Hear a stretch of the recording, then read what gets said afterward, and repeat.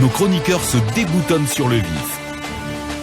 Mohamed, on s'intéresse à la CRIEF où on nous annonce une possible remise en liberté provisoire pour l'ex-gouverneur de la Banque centrale ce mercredi même. Oui, le gouverneur Lucien Nabé, puisque c'est de lui qu'il s'agit. Hier déjà en émission, on en parlait et j'apprends de sources judiciaires très proches du dossier que la chambre d'instruction de la CRIEF a rendu une ordonnance de mise en liberté provisoire avec un cautionnement de 20 milliards pour Lucien Nabé, qui doit payer dans un mois et avec obligation de déposer ses documents de voyage ce matin même à la CREF. Bien. Donc tout porte à croire qu'aujourd'hui dans la matinée, le gouverneur Lucien Nabé va regagner les siens à la maison. C'est une très bonne nouvelle. Ouais. Mais ce cautionnement, il faut le voir qu'il est traité comme ça, 20 milliards pour un délai d'un mois. On se pose assez de questions, mais il faut saluer la ténacité et la bravoure des avocats. Bien. Donc Maître Amara Bangoura qui est sur tous les fronts. Ouais. Maître Amara Bangoura, apparemment, il a la baguette magique. Ouais. Pour ne pas dire ainsi, c'est lui qui a géré le dossier Zakaria Koulibaly, c'est lui qui gère le dossier Lucien Nabé, tant d'autres dossiers, des noms que je ne vais pas citer ce matin. Peut-être qu'il faut le conseil à l'ancien premier ministre, Doncas. Oui, Maître Amara Bangoura, il comprend bien les dossiers. Ouais. Je sais pas. Peut-être qu'il comprend mieux le langage qu'il faut déployer devant la CRIEF. Tout à fait, parce que les autres avocats de Kassoré et autres, là, j'espère désormais qu'ils sauront dire le droit et qu'ils vont respecter la procédure. Emboîter les pas à Maître Amara Bangoura, parce que c'est très malheureux de voir Doncas encore en prison. Ceux qui l'ont rendu visite le jour de la fête, elles sont sortis là-bas abattus moralement. Des messieurs en Lacoste, assis sur des chaises un jour de fête. C'était lamentable. C'est ce que j'ai dit tantôt, qu'on n'a pas besoin de ça dans une république.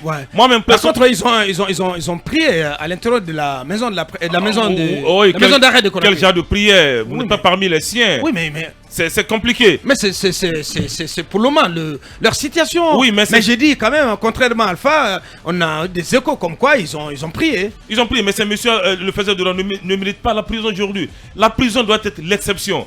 C'est-à-dire, souvent, lorsqu'on pense déjà que Ibrahima Kassouri Fofana est en prison, Mohamed Diané est en prison, Souleymane Traoré est en prison, mais vous me dites où est passée la République? On n'a pas besoin de ça. Et on apprend que déjà un compte est ouvert au trésor public. Ça veut dire que la CREF va commencer à recouvrir certains montants.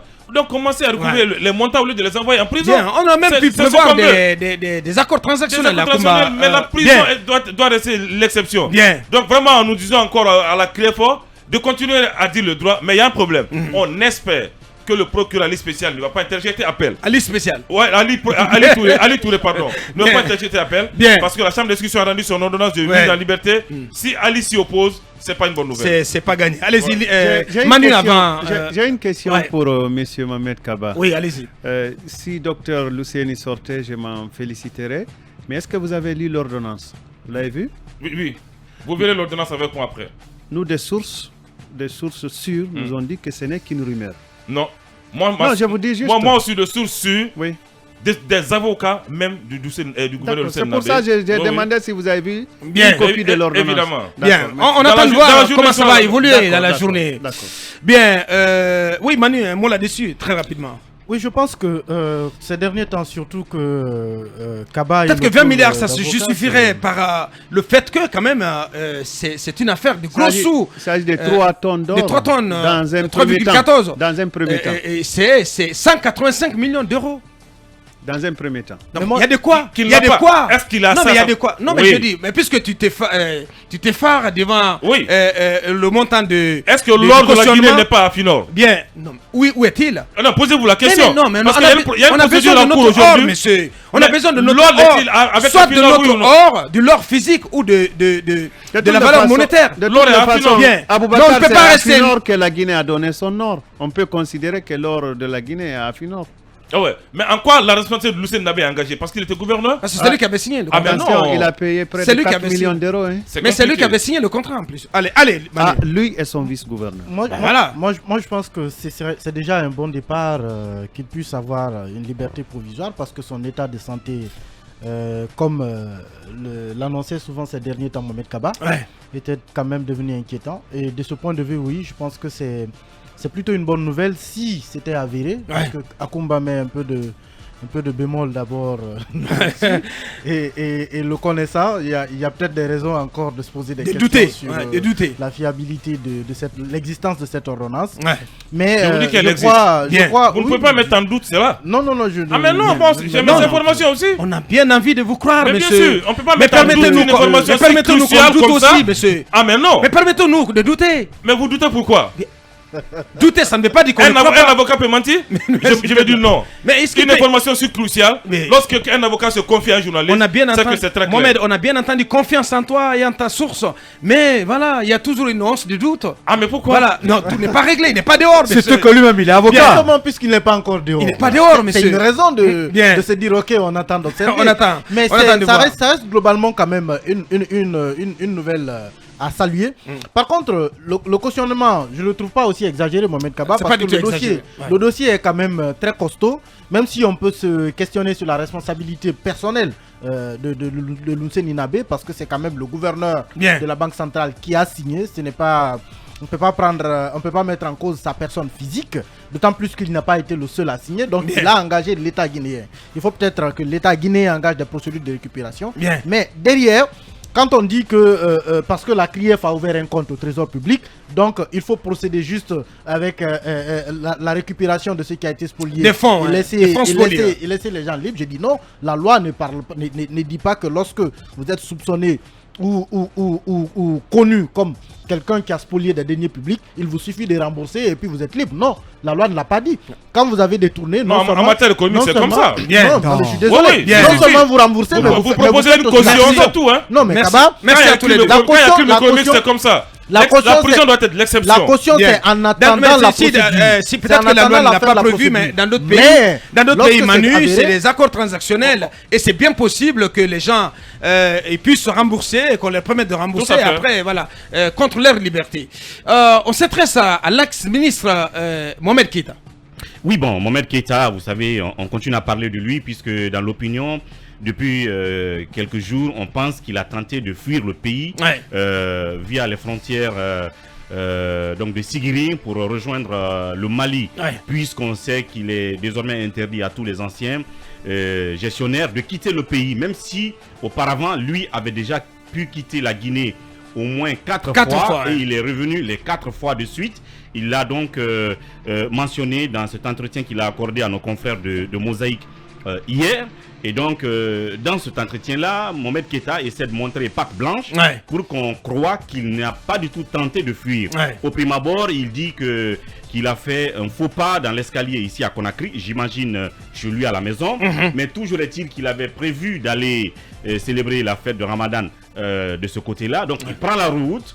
Il va à Sigiri, puis à Kankan. Après, il se rend compte que la route lui a été un peu difficile parce qu'il avait mal de terrible mal de dos. Il traîne déjà une maladie. Et je crois qu'il a une sorte de ceinture qu'il porte là. Et alors, à la suite de ce voyage-là, il a senti qu'il avait beaucoup mal, notamment au dos. Et qu'il ne peut pas de sorte qu'il n'a pas pu prier, notamment la veille. Ce qui fait que même le matin, il n'a pas pu aller, selon lui, selon sa version, à la grande prière du matin, donc de la fête de Ramadan. C'est ainsi qu'il va décider d'aller à Bamako et d'emprunter un vol pour revenir à Conakry, parce qu'il ne pourrait pas peut-être prendre la route du retour et vivre le même si vous voulez, le même calvaire, les mêmes maux de dos et tout le reste. Selon ses explications, donc, il n'a pas du tout tenté de fuir. Et il dit, comment est-ce qu'il peut essayer de tenter ou de fuir avec un passeport ordinaire, dans lequel il ne contient pas de visa. Parce que dans le même temps, les passeports diplomatiques ne sont pas utilisables. Est-ce que sa part de vérité tient la route? On va essayer d'approfondir là-dessus dans la deuxième partie. Une info de 1 minute. Aboubakar, alors, une source au parquet dit que ce n'est qu'une rumeur, mais un avocat vient de m'envoyer un message pour dire qu'il confirme l'intervention d'une ordonnance de remise en liberté assortie de paiement de la caution en faveur de Nabé de 20 milliards de francs guinéens. Bien. Donc on est dans le chassé-croisé encore. On va essayer de voir, Mohamed, ce qu'il en sera dans la journée du cas Lucien Inabé. Voilà, nous marquons la pause pour nos obligations commerciales, notre première grande pause. On revient pour continuer à parler de l'ex-ministre Mohamed Keïta. Et à sa suite, plutôt à la suite de ce sujet, donnons la parole à la ministre Rose Paula Prismo pour parler des activités prévues dans le cadre de la célébration de la journée mondiale de la presse. Notre invité précis du jour, à ne pas oublier, c'est bien entendu M. Bogola Abba, et puis 2 gros dossiers d'enquête. On revient dans quelques minutes. Kaba, on va aller très vite. Une info de dernière minute sur le cas Luceni Nabé. Donc ça se confirme, l'ordonnance est tombée. Oui, l'ordonnance est évidemment tombée, c'est l'ordonnance au numéro 063.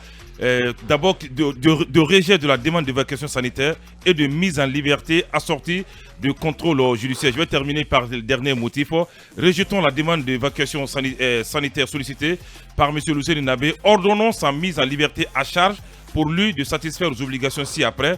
Le dépôt de ce titre de voyage en cours de validité dans un délai de 24 heures à compter de la notification de la présente décision et le paiement d'un cautionnement de 20 milliards de francs guinéens dans un délai d'1 mois à compter du 9 mai 2022. Et c'est signé du président de la Chambre, Mohamed Bama Kamara. Bien. Limite territoriale des villes de Conakry, Koya, d'Ibreka sans notre autorisation. Bien. Donc c'est officiel. Voilà, il sort de prison. Il est en liberté provisoire en attendant de payer ce montant de cautionnement de 20 milliards à partir du 9 mai. Donc pour un mois, dans un délai de mois. Il doit s'acquitter des 20 milliards. Bien. Maintenant, l'évacuation sanitaire, ça c'est... Cela n'a pas été autorisé. C'est un cas humanitaire qui sera diligenté aussi. Bien. Allez, on revient. Merci au prophète Kaba. Merci. On revient donc, plus besoin, plus question de douter. Hein. Et voilà, merci à vos sources également. Allez, on continue de parler très rapidement de l'ex-ministre Mohamed Keïta. Est-ce que son argumentaire, sa part de vérité tient-elle la route? À chacun de tirer la conclusion et aux autorités d'édifier surtout l'opinion sur tout ça. Et comme je l'ai dit, et d'ailleurs je le répète, le monsieur dit... Ouais. Moi je suis tenté, personnellement, je suis tenté de le croire. Le monsieur dit... personnellement, franchement, l'icône, je suis tenté de le croire, peut-être que je suis naïf, mais j'ai lu cette interview, pour ma part, ça tient la route.